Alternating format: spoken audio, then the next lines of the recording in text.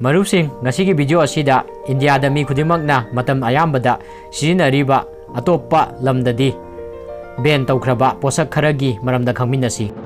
Video gi maming everyday things that are illegal abroad but are legal in India. Number 1 Bis Beparap Lok lai hok tobada Eikhoina Sijinnariba mamal honglaba bis beparap asi North America amadi European countries singda Ban Toukhraba posak amani haibasi adom khangbibra.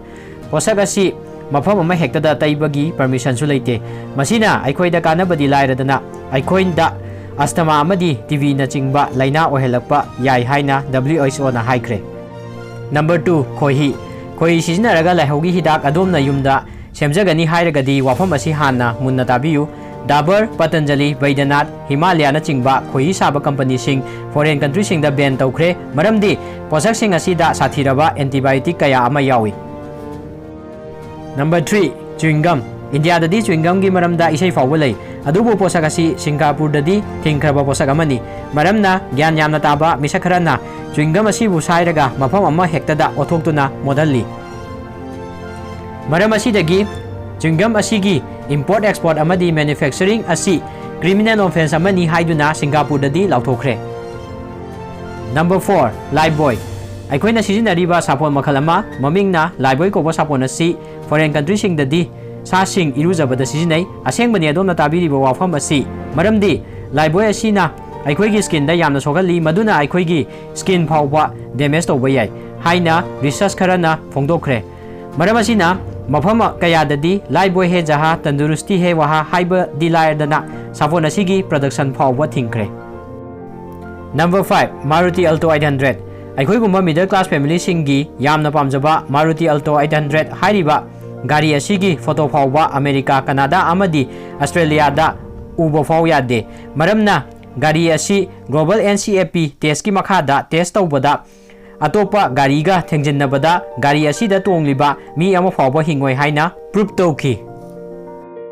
Number 6 ta Disprin Eikhoina kok chikpada chanariba Disprin hairiba hidak asisu USA France amadi Australia da ban tawkhre mafam asigi doctor singi matunginna hidak asina Eikhoigi liver amadi brain bu sogali haina phongdokhi. Number 7 Samosa Ming asi tabada mayamna di nongning ambayai adubu samosa hairiba India gi mafam khudimmakta fangliba achapol makhal asi Somalia hairiba country asida thingi masigi maramna Somalia Islamic fighters amadi militants singna posak asibu Christian dish amani haina lawi. Number 8 Pesticides Switzerland Egypt amadi UK na chingba laibak singda pesticide asi thingki maramdi masina posak singbu matang kuina patha pumda handana thambada mateng pangagasu posak sing asibu Eikhoina chabada kuina tumba ngamde adubu India dadi pesticide makhal kaya paksanna hujik phawba sijinari. Number 9 Red Bull hariba energy drink asida taurine kauba amino acid ama yamna wangba changda yawi haiduna France Norway amadi Denmark hariba laibak sing asida ban tawkhre taurine hariba amino acid asina Eikhoigi heart ta sogali energy drink asida caffeine gi changsu yamna wangi maram asina pregnant oiba nupi sing na thauragadi miscarriage phawba thogan bayai. Number 10 Flip flop hariba sandal makhal asigi makhona mi atopada disturb tawi haibaduna Italy gi Capri hariba lam asida completely ban tawkhre. Aroibada aina haijaning badi India da legal oiba pot atopa country sing da illegal oiramba yai amadi atopa country sing da legal oiba pot sing mafam asida illegal oiba yai haibasini.